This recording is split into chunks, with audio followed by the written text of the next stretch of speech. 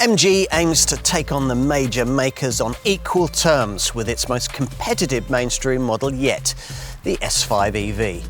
This MG4-based compact electric crossover is a step forward from the brand's previous volume models in almost every way. You might hope for a bit more visual or handling pizzazz, but you can't fault the way the brand has really moved forwards here. My name is 𝗙cie𝗹𝗹𝟎. I've been testing cars for over 40 years. You'll find them all on the Car and Driving Car Reviews app. Here, I'm going to try and tell you everything that you really need to know about this car in a way that you'll find nowhere else. Let me hand you over to our presenter, Colin.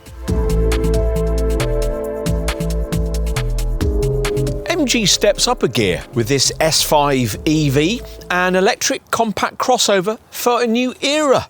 Here, we'll take a closer look. MG learns quickly.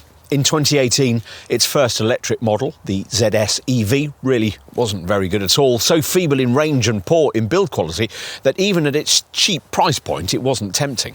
In 2020, the brand dramatically improved that ZS, but the real step forward came with the introduction in 2022 of the MG4 hatch, which really could start to look its competitors in the eye. That model's rear-driven underpinnings appear again in the car we look at here, the MG S5 EV, which adds a more spacious body to that platform to create a replacement for the old ZS EV, the ZS range having gone its own way with hybrid power. It slots in just below the S6 EV in MG's rejuvenated lineup. It's interesting that MG is now differentiating EVs as standalone models, just as some other brands have started going the other way. You'd think that Audi might have a thing or two to say about the name of this one. And this S5 EV is bold in more than just its badging, with pricing edging up to a level just below mainstream rivals, some of whom get the benefit, not available here, of a useful government grant. Can this MG pull that off? Well, you can find out more about this kind of car by downloading the Car and Driving app. But if your interest is specifically in this S5 EV, stay with us for the industry's most comprehensive review, the Car and Driving Road Test. The news that this S5 EV rides on the same rear-driven chassis as the slightly smaller MG4 is encouraging, because that MG4 surprised us by being vastly more engaging than other Chinese small electric crossovers of this size. This is helped, no doubt, by the fact that, unlike most Oriental makers, MG actually takes the trouble to properly tune the handling of its cars for the European market via a UK-based development centre that sits in the shadow of the old MG Marks production sites. As it turns out, the S5 doesn't feel quite as agile as its smaller stablemate, but that's to be expected given that this is a heavier car with a longer wheelbase and a higher roofline. MG says that the S5 EV is the fastest accelerating car in its class, which seems a somewhat pointless accolade considering what kind of class this is. Still, as we saw with the ZS Hybrid Plus SUV, the brand has recently made a habit of providing more power than the class norm, and that trend continues here. The long-range versions you'll probably want, and which is what we're trying here, are propelled by a 231 PS rear-mounted electric motor with 350 Newton meters of torque. That facilitates a 0 to 62 mile an hour sprint in just 6.3 seconds, which in the combustion arena would have been enough to see this car classified in the lower echelons of performance-orientated crossovers. More relevant is that the 64 kilowatt-hour NMC long-range battery takes the car up to 298 miles between charges. There's also a cheaper standard range entry-level variant which has a feebler 170 PS motor with 0 to 62 mile an hour in 8 seconds and uses a 49 kilowatt-hour LFP battery that offers 211 miles between charges. At the other end of the spectrum, it seems unlikely that there will be a battery bigger than 64 kilowatt-hours in size offered in this car, the 77 kilowatt-hour NMC battery fitted to the larger S6 EV, for instance.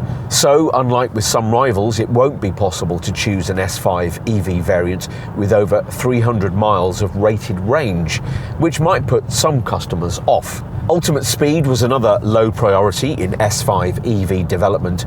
Maximum velocity on all variants is a modest 101 miles an hour, and there certainly won't be a potent dual motor hot hatch flagship variant like the MG4 X-Power. Still, S5 EV owners get lots of drive settings to play with. Normal, sport, comfort and snow driving modes feature. And there's a custom setting for those who want to select their own level of power response: eco, normal and sport, or steering feel, gentle, normal and sport. The drive modes are selectable via this star button on the right hand steering spoke. MG provides another star button on the left wheel spoke for brake regen settings, which is much less intuitive to use for this function than the steering wheel regen paddles found in rivals. The regeneration system settings are low, medium and high, displayed as 1, 2 and 3 on the instrument screen, or adaptive if you want the car to make all the choices for you. Plus there's a screen selectable 1 pedal setting that will almost bring the car to a stop off throttle. We mentioned the steering. Unfortunately, none of its settings deliver a great deal of feel, so you can't really make the most of this car's above average levels of traction and grip. We were surprised to learn that the S5 EV is one of the lighter EVs in its class because it feels quite a heavy, solid thing on first acquaintance, particularly if you set off in one of the more lethargic drive modes. Ride quality is a bit more supple than it is in the MG4, aided by the kind of properly sophisticated multi-link rear axle that still isn't necessarily a given in this segment. Sharper potholes and speed humps, though, can catch it out. The rear-driven format makes the car feel agile in town, where you'll enjoy an impressively tight turning circle. An excellent all-round visibility thanks to the high driving position and low windscreen. There are no silly drivetrain noises, so beyond the city limits you can enjoy excellent powertrain refinement, spoiled on the highway only by a touch of tyre roar. Finally, we're pleased to see that MG's listened to our criticism of over-intrusive ADAS driver assist systems on previous models. Here, these are much easier to turn off. You swipe down on the centre screen, press the MG Pilot custom button, then press again to confirm. Simple. Other brands, particularly other Chinese makers, need to take note. The S5 EV is cleanly, neatly styled, but in no way memorable, despite the inclusion of a split lower front grille inspired by MG's Cyberster sports car. But if you like the idea of an MG4 but need something slightly bigger, the S5 will suit you just fine. At 4,476mm long and 1,633 tall, it's much closer dimensionally to the class norm. A neat crease below the belt line fades out just before the rear door handle, with crossover cues provided as usual by subtle roof rails and black plastic cladding on arches separated by a silver highlighted lower rub strip. Wheel sizes differentiate the two trim levels: black 17-inch rims for the base SE and bicolour 18 inches for this top trophy spec. The front end, with its octagonal MG badge, is in its own way quite distinctive, yet somehow still conservative. Hidden LED headlights below slim daytime running light strips. All the cooling's taken care of by this wide lower intake. The rear features the kind of full-width LED light strip that these days seems obligatory on every new design, and there's a dinky rear wiper, a subtle roof spoiler, and some mildly interesting illuminating tail light graphics. More significant, though, as usual, is what you can't see. Not just the rear-driven platform, but also the fact that just over 1.7 tonnes, this car is lighter than most of its competitors. To take just one similarly sized rival as an example, it's difficult to get a Skoda Elroq that weighs less than 2 tonnes. So, neat but unremarkable exterior design. What are we going to be served up inside?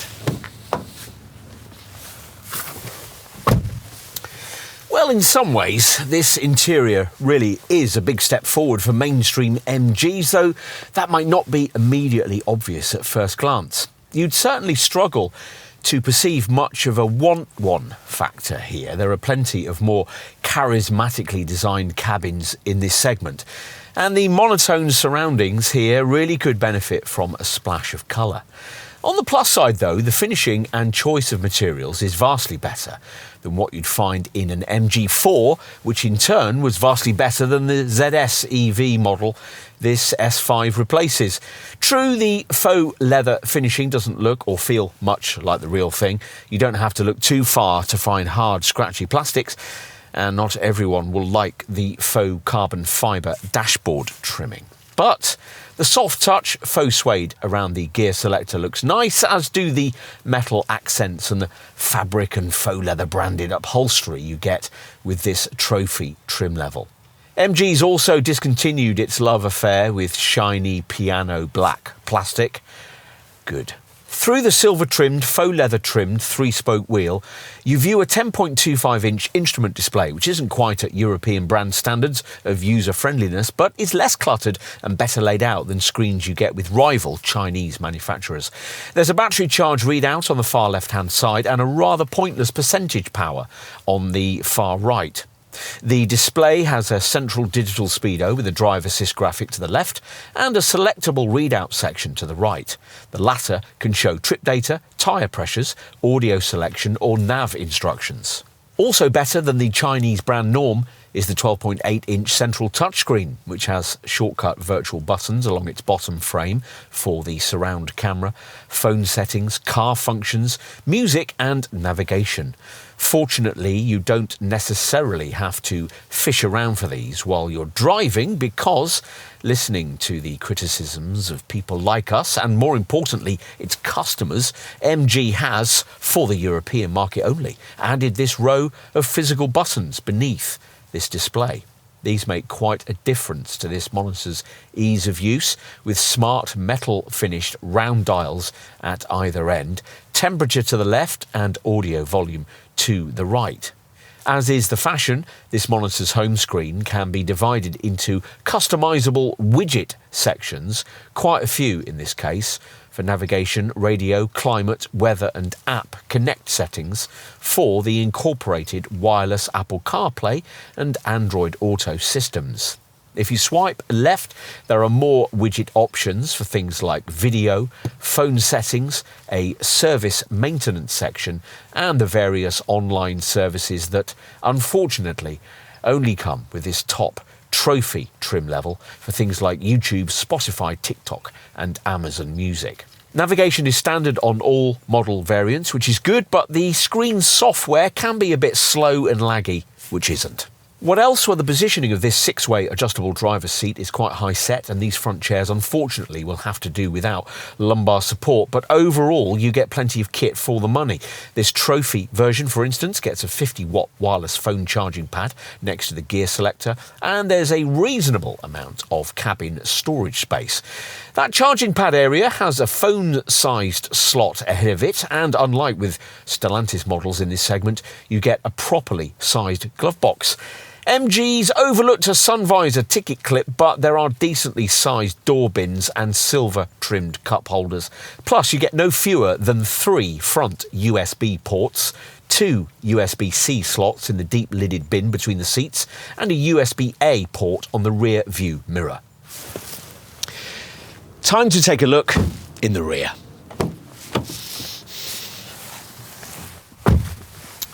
Where the second row is reasonably spacious, and because there's no central transmission hump, a middle-seated occupant could fairly easily be squeezed in if necessary. There's plenty of headroom too. A couple of 6-foot adults will fit in quite comfortably. Overall, there isn't that much difference in the space you get back here compared to the room in the back of supposedly larger MG HS or S6 EV models from the class above. There are no backrest reclining or seat-based sliding functions though, but at least the large side windows give a great view out. MG provides an armrest with cup holders, not always a given in this class of car, plus a central USB-C port, overhead reading lights, seatback pockets and decently sized door bins. Out back is a 458-litre cargo area with an adjustable height boot floor, below which you'll have to store the charging cables because there's nowhere for them to go beneath the bonnet. Below the cargo area base is a shallow compartment for basic tools, hence the emblazoned lettering here. There are deep, recessed, netted stowage areas either side of the boot floor, plus you get bag hooks each side, a light on the left, and 4 tie-down points.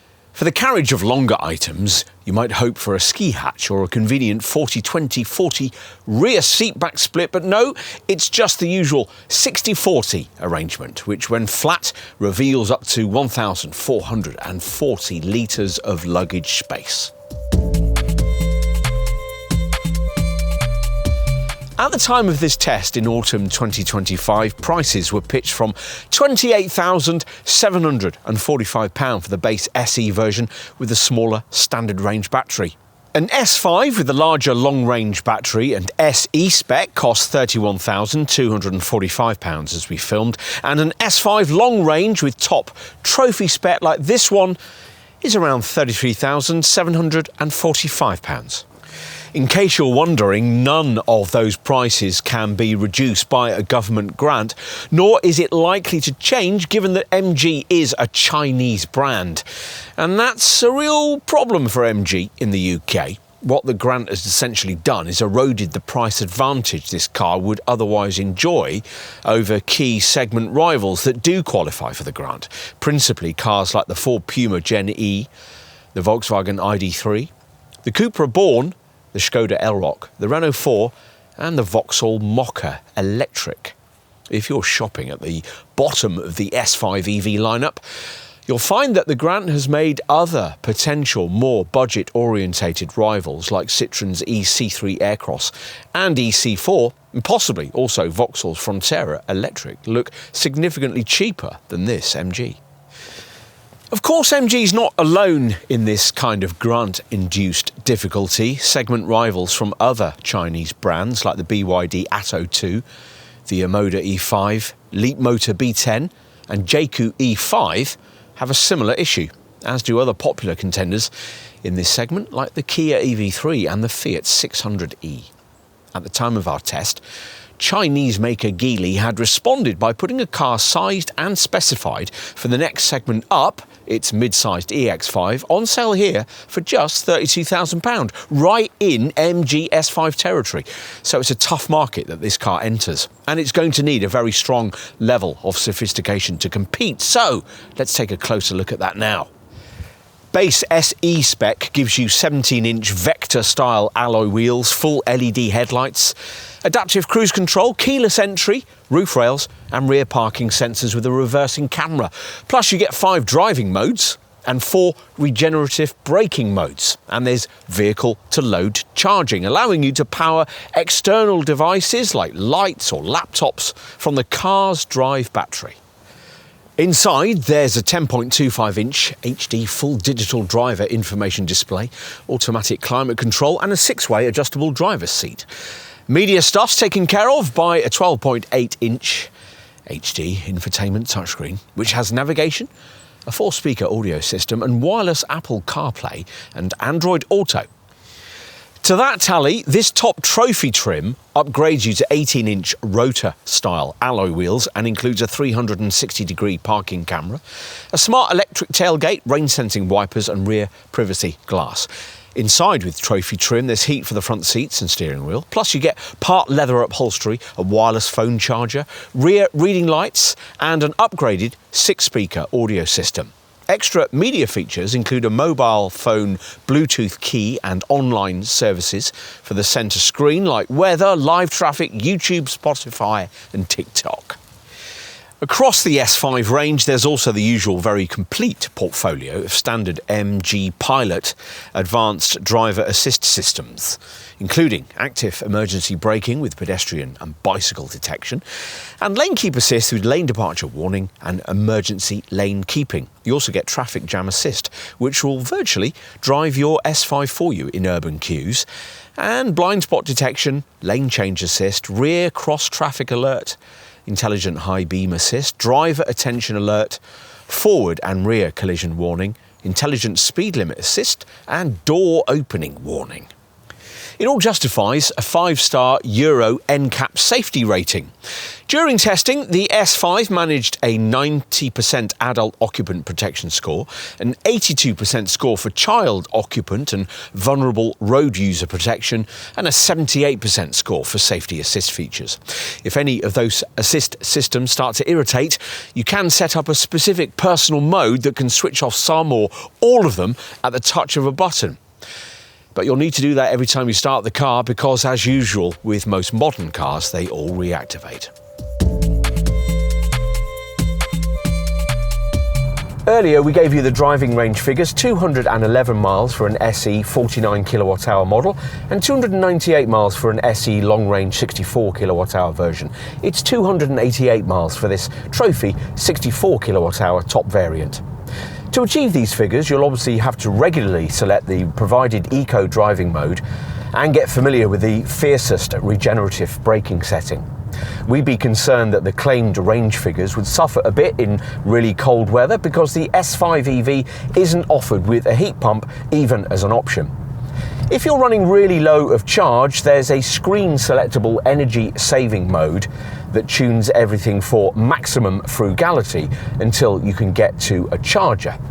You can monitor your frugality via a provided energy consumption menu in the centre screen's battery section, which graphically illustrates the amount of energy you've used over the last 25, 50 or 100 miles and shows you how it's been distributed to power and climate sources. On to charging. The 64 kWh variant that most will want accepts rates of 135 kilowatts. At a 150 kilowatt DC rapid charger, that's enough to replenish the battery from 10 to 80% in 26 minutes. The charging rate is just 120 kilowatts for the 49 kilowatt hour battery, which DC charges from 10 to 80% in 24 minutes. AC charging from a home 7.4 kilowatt wall box will take 11.5 hours with the 64 kilowatt hour models, or 8.5 hours with the 49 kilowatt hour version. If you were able to charge this 64 kilowatt hour model with a 3-phase 11 kilowatt AC supply, you could reduce the time for full battery replenishment to 6 hours and 45 minutes. The centre screen's battery section mentioned earlier has a vehicle battery usage graphic and a charging scheduler, plus options to select intelligent battery heating and set charging limits and a low battery temperature reminder. All versions of this MG come with an impressive 7-year, 80,000 mile warranty as standard, which is better than most rival brands can offer, though they do better this MG when it comes to roadside assistance, which here runs out after a year. MG's full warranty isn't the only 7-year package available in this segment. Rival Kia offers a 7-year, 100,000 mile package, but MG still reckons its deal is preferable because it's backed by full factory support throughout, whereas direct manufacturer support for rival warranties declines the longer they go on. In many cases, they don't go on too long. The warranty is fully transferable to future owners. Additionally, there's a 6-year factory warranty against rust, while a year's breakdown cover is also part of the deal. And the usual 8-year or 100,000 mile EV battery warranty guarantees the battery up to 70% of original charge capacity. At dealers, a full digital service record of checks and maintenance provides the customer with complete transparency and full access to the service history of their vehicle. There's a section of the centre screen to oversee the car's servicing requirements. Garage visits are required every year or 15,000 miles, whichever comes first, and you'll be offered a range of MG servicing plans to spread the cost of maintenance for up to 7 years. Insurance groupings start at Group 29 for the entry-level SE version. It's Group 34 for both the SE long range and Trophy long range variants. Depreciation after 3 years or 36,000 miles is predicted at 37%, which isn't great. And as usual with EVs, you'll have a low benefit in kind tax rating, 3% as we filmed until spring 2026. The S5 feels more than a generation on from its ZS EV predecessor. In fact, this is without doubt the best mainstream MG model we've seen to date. With the MG4 hatch, the brand proved that in certain ways it could compete head-on with established competition. With this S5, we've a car that can do that in almost every way, and most people could swap into one from a more familiar model in this segment without a trace of regret. That's a huge step forward for MG. But this improvement is very necessary to justify pricing that's now pretty much on a par with that of the mainstream manufacturers, though it's still easy to pay much more in this segment. And this S5 EV's value proposition remains strong once you take standard spec into account. What this car can't do is offer as much charisma and want-one factor as you might like. With the 𝗙cie𝗹𝗹ście sports car, MG's shown that it can deliver this, and for future mainstream sales progress it will need to. For the time being though, the S5 is very much a step in the right direction.